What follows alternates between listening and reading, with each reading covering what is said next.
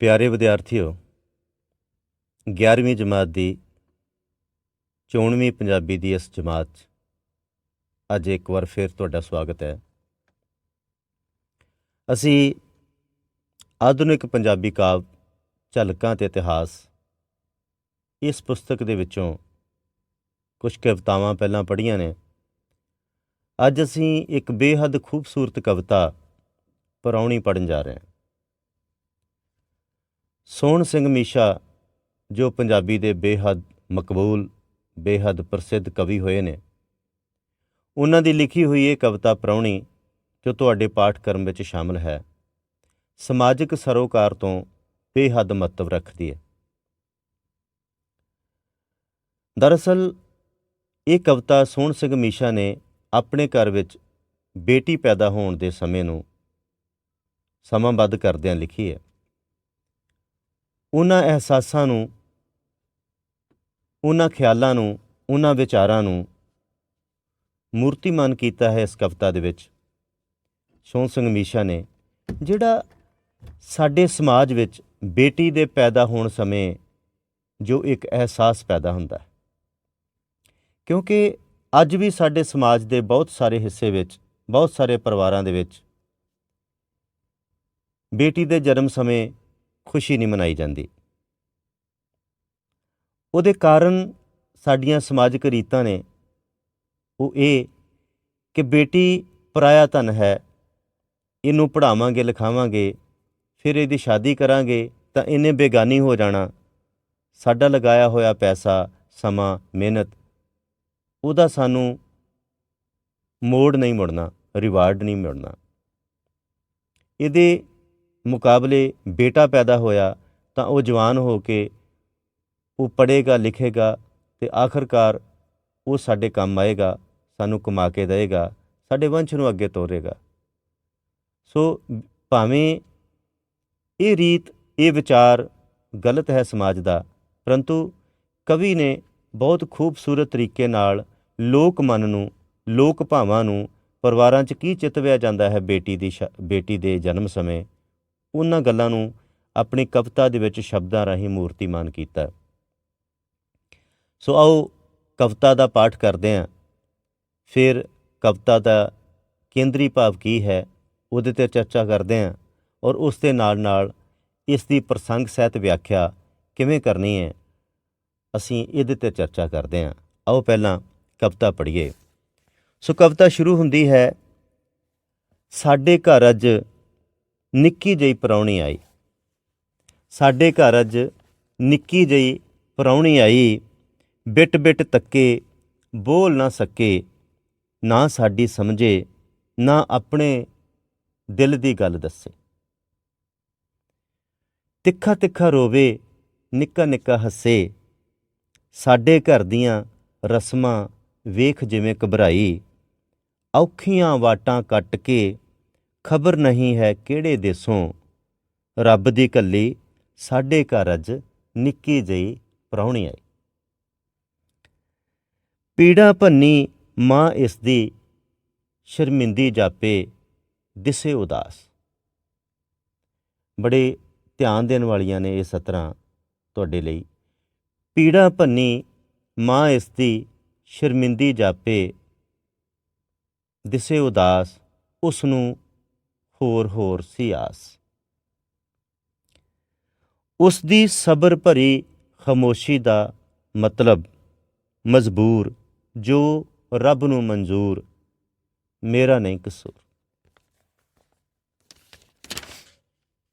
ਦਾਦੀ ਕਹੇ ਇਹ ਧਨ ਪਰਾਇਆ, ਦਾਦੀ ਕਹੇ ਇਹ ਧਨ ਪਰਾਇਆ, ਇਸਨੇ ਲੈਣਾ ਪਿਛਲੇ ਜਨਮ ਦਾ ਕੋਈ ਉਧਾਰ। ਹੁਣ ਤੋਂ ਫਿਕਰ ਕਰੇ ਪਰਿਵਾਰ, ਕੁੜੀਆਂ ਵਧਣ ਕੌੜੀ ਵੇਲ ਦੇ ਵਾਂਗੂ, ਅੱਜ ਜੰਮੀ ਭਲਕੇ ਮੁਟਿਆਰ।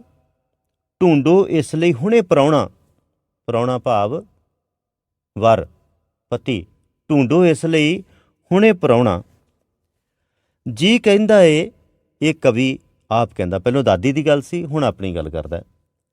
ਕਹਿੰਦਾ ਜੀ ਕਰਦਾ ਏ ਕਹਿ ਦਿਆਂ ਇਸ ਦੇ ਕੰਨੀ, ਤੇਰੇ ਹੱਥ ਵਿੱਚ ਇੱਜ਼ਤ ਸਾਡੀ, ਬੀਬੀ ਬਣ ਕੇ ਉਮਰ ਗੁਜ਼ਾਰੀ।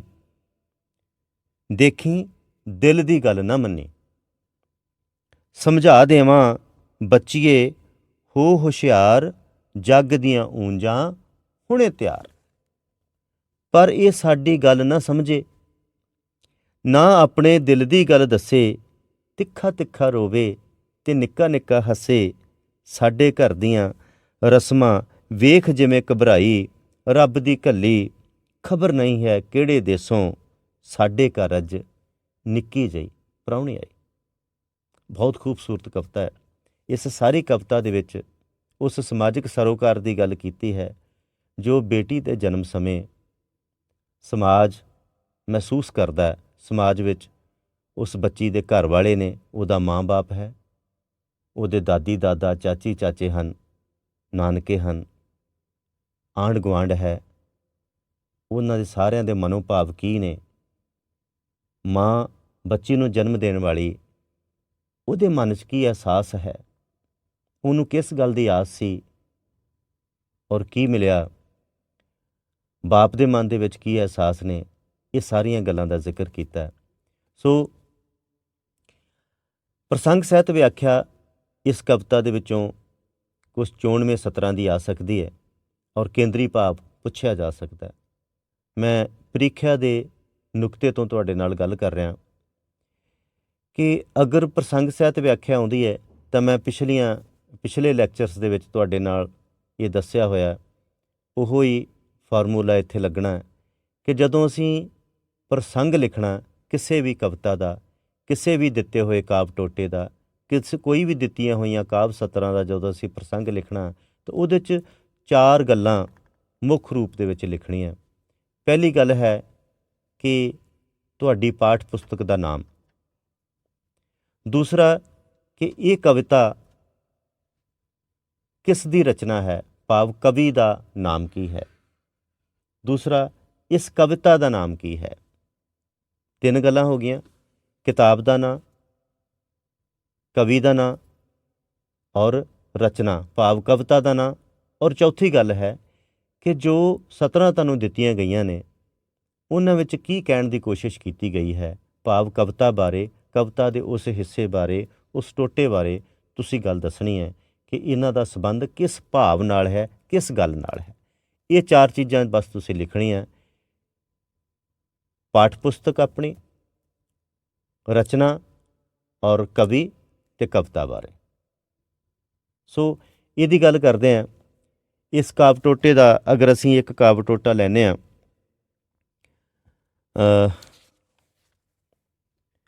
ਪੀੜਾਂ ਭੰਨੀ ਮਾਂ ਇਸ ਦੀ, ਸ਼ਰਮਿੰਦੀ ਜਾਪੇ ਦਿਸੇ ਉਦਾਸ, ਉਸ ਨੂੰ ਹੋਰ ਹੋਰ ਦੀ ਆਸ, ਉਸ ਦੀ ਸਬਰ ਭਰੀ ਖਾਮੋਸ਼ੀ ਦਾ ਮਤਲਬ ਮਜਬੂਰ, ਜੋ ਰੱਬ ਨੂੰ ਮਨਜ਼ੂਰ ਮੇਰਾ ਨਹੀਂ ਕਸੂਰ। ਅਗਰ ਇਹ ਕਾਵ ਟੋਟਾ ਆਉਂਦਾ ਹੈ ਤਾਂ ਇਹਦਾ ਪ੍ਰਸੰਗ ਇਸ ਤਰ੍ਹਾਂ ਹੋਏਗਾ ਕਿ ਇਹ ਕਾਵ ਸਤਰਾਂ ਸਾਡੀ ਪਾਠ ਪੁਸਤਕ ਆਧੁਨਿਕ ਪੰਜਾਬੀ ਕਾਵ ਝਲਕਾਂ ਤੇ ਇਤਿਹਾਸ ਵਿੱਚ ਦਰਜ SS ਮੀਸ਼ਾ ਦੀ, ਪੂਰਾ ਨਾਮ ਵੀ ਲਿਖ ਸਕਦੇ ਹੋ, ਸੋਹਣ ਸਿੰਘ ਮੀਸ਼ਾ ਦੀ ਲਿਖੀ ਹੋਈ ਕਵਿਤਾ ਪ੍ਰਾਹੁਣੀ ਵਿੱਚੋਂ ਲਈਆਂ ਗਈਆਂ ਹਨ।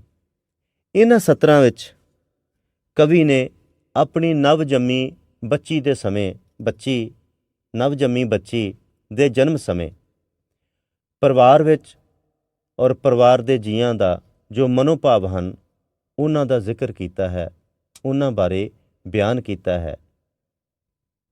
ਸੋ ਵਿਆਖਿਆ ਦੀ ਇਸ ਤਰ੍ਹਾਂ ਕਰਾਂਗੇ ਕਿ ਕਵੀ ਕਹਿੰਦਾ ਹੈ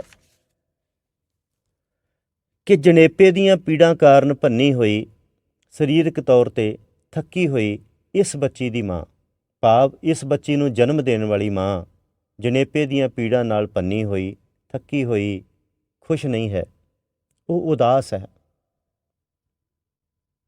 ਕਿਸ ਗੱਲ ਤੋਂ ਉਦਾਸ ਹੈ ਕਿ ਉਸ ਨੂੰ ਹੋਰ ਕਿਸੇ ਗੱਲ ਦੀ ਉਦਾਸ ਸੀ। ਉਹ ਸ਼ਰਮ ਅਨੁਭਵ ਕਰ ਰਹੀ ਹੈ, ਉਹ ਸ਼ਰਮਿੰਦੀ ਜਾਪ ਰਹੀ ਹੈ। ਕਿਉਂ?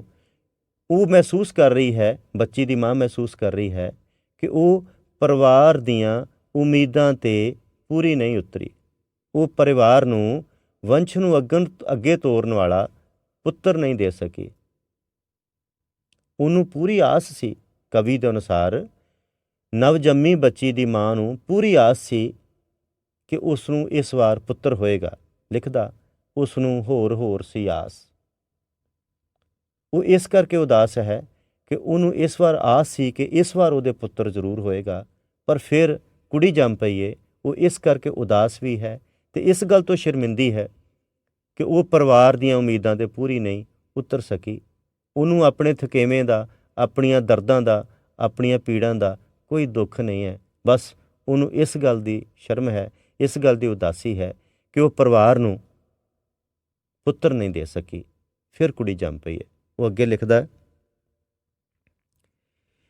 ਕਿ ਉਸ ਦੀ ਸਬਰ ਭਰੀ ਖਾਮੋਸ਼ੀ ਦੱਸ ਰਹੀ ਹੈ। ਉਸ ਦੀ ਸਬਰ ਭਰੀ ਖਾਮੋਸ਼ੀ ਦਾ ਮਤਲਬ ਇਹ ਹੈ ਕਿ ਉਹ ਮਜਬੂਰ ਹੈ, ਉਹਦਾ ਵੱਸ ਨਹੀਂ ਚੱਲਦਾ। ਜੇ ਉਹਦਾ ਵੱਸ ਚੱਲਦਾ ਤਾਂ ਕੁੜੀ ਨਾ ਪੈਦਾ ਹੋਣ ਦਿੰਦੀ, ਉਹ ਪੁੱਤਰ ਪੈਦਾ ਹੋਣ ਦਿੰਦੀ। ਪਰੰਤੂ ਰੱਬ ਨੂੰ ਇਹੋ ਮਨਜ਼ੂਰ ਸੀ। ਰੱਬ ਦੀ ਮਰਜ਼ੀ ਵਿੱਚ ਇਹ ਸੀ। ਸੋ ਜੇ ਰੱਬ ਦੀ ਮਰਜ਼ੀ ਹੈ ਤਾਂ ਉਹਦਾ ਕਸੂਰ ਕੋਈ ਨਹੀਂ। ਉਹ ਮਹਿਸੂਸ ਕਰਦੀ ਹੈ ਕਿ ਇਸ ਵਿੱਚ ਮੇਰਾ ਕੋਈ ਕਸੂਰ ਨਹੀਂ, ਇਹ ਰੱਬ ਦੀ ਮਰਜ਼ੀ ਹੈ। ਸੋ ਇਹ ਇਹਦੀ ਵਿਆਖਿਆ ਹੈ। ਦੂਸਰਾ ਬੰਦ ਅਸੀਂ ਲੈਂਦੇ ਹਾਂ। ਦਾਦੀ ਕਹੇ ਇਹ ਧਨ ਭਰਾਇਆ, ਇਸ ਨੇ ਲੈਣਾ ਪਿਛਲੇ ਜਨਮ ਦਾ ਕੋਈ ਉਧਾਰ। ਹੁਣ ਤੋਂ ਫਿਕਰ ਕਰੇ ਪਰਿਵਾਰ, ਕੁੜੀਆਂ ਵਧਣ ਕੌੜੀ ਵੇਲ ਦੇ ਵਾਂਗੂ, ਅੱਜ ਜੰਮੀ ਭਲਕੇ ਮੁਟਿਆਰ। ਢੂੰਡੋ ਇਸ ਲਈ ਹੁਣੇ ਪ੍ਰਾਹੁਣਾ। ਪ੍ਰਸੰਗ ਫੇਰ ਉਹ 4 ਗੱਲਾਂ। ਇਹ ਕਾਵਿ ਸਤਰਾਂ ਸਾਡੀ ਪਾਠ ਪੁਸਤਕ ਆਧੁਨਿਕ ਪੰਜਾਬੀ ਕਾਵਿ ਝਲਕਾਂ ਤੇ ਇਤਿਹਾਸ ਵਿੱਚ ਦਰਜ ਕਵੀ ਸੋਹਣ ਸਿੰਘ ਮੀਸ਼ਾ ਦੀ ਲਿਖੀ ਹੋਈ ਕਵਿਤਾ ਪ੍ਰਾਹੁਣੀ ਵਿੱਚੋਂ ਲਈਆਂ ਗਈਆਂ ਹਨ। ਇਹਨਾਂ ਸਤਰਾਂ ਵਿੱਚ ਨਵਜੰਮੀ ਬੱਚੀ ਦੇ ਜਨਮ ਸਮੇਂ ਉਸ ਦੀ ਦਾਦੀ ਵੱਲੋਂ ਲੜਕੀ ਦੀ ਪਰਵਰਿਸ਼ ਔਰ ਉਸ ਦੇ ਆਉਣ ਵਾਲੇ ਸਮੇਂ ਬਾਰੇ ਫਿਕਰਮੰਦੀ ਜ਼ਾਹਰ ਕਰਦਿਆਂ ਉਸ ਨੂੰ ਪਰਾਇਆ ਧਨ ਦੱਸਿਆ ਗਿਆ ਹੈ, ਭਾਵ ਆਪਣੇ 'ਤੇ ਬੋਝ ਦੱਸਿਆ ਗਿਆ ਹੈ। ਔਰ ਇੱਕ ਗਲਤ ਕਿਸਮ ਦੀ ਮਨੌਤ ਜੋ ਸਮਾਜ ਵਿੱਚ ਪ੍ਰਚਲਿਤ ਹੈ ਕਿ ਬੇਟੀਆਂ, ਲੜਕੀਆਂ, ਧੀਆਂ ਪਿਛਲੇ ਜਨਮ ਦਾ ਕੋਈ ਉਧਾਰ ਲੈਣ ਵਾਸਤੇ ਆਉਂਦੀਆਂ ਨੇ, ਇਹ ਕਹਿ ਕੇ ਉਸ ਦੇ ਜਨਮ ਸਮੇਂ ਨਾਖੁਸ਼ੀ ਜ਼ਾਹਰ ਕੀਤੀ ਗਈ ਹੈ। ਅਸੀਂ ਵਿਆਖਿਆ ਕਰਦੇ ਹਾਂ।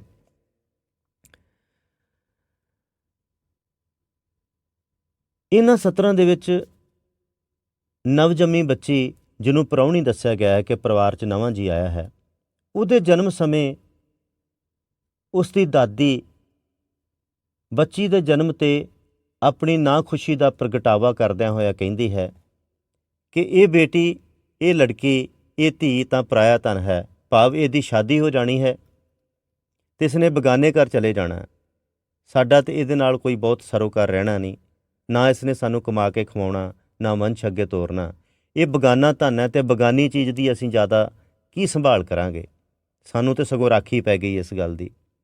ਸੋ ਨਵਜੰਮੀ ਬੱਚੀ ਦੀ ਦਾਦੀ ਬੱਚੀ ਦੇ ਜਨਮ ਸਮੇਂ ਨਾਖੁਸ਼ੀ ਦਾ ਇਜ਼ਹਾਰ ਕਰਦਿਆਂ ਉਸ ਨੂੰ ਬੇਗਾਨਾ ਧਨ ਦੱਸਦੀ ਹੈ ਔਰ ਘਰ ਵਾਲਿਆਂ ਨੂੰ ਸੁਚੇਤ ਕਰਦੀ ਹੈ ਕਿ ਕੁੜੀਆਂ ਤਾਂ ਕੌੜੀ ਵੇਲ ਵਾਂਗੂ ਵੱਧਦੀਆਂ ਨੇ, ਭਾਵ ਬੜੀ ਛੇਤੀ ਜਵਾਨ ਹੋ ਜਾਂਦੀਆਂ ਨੇ।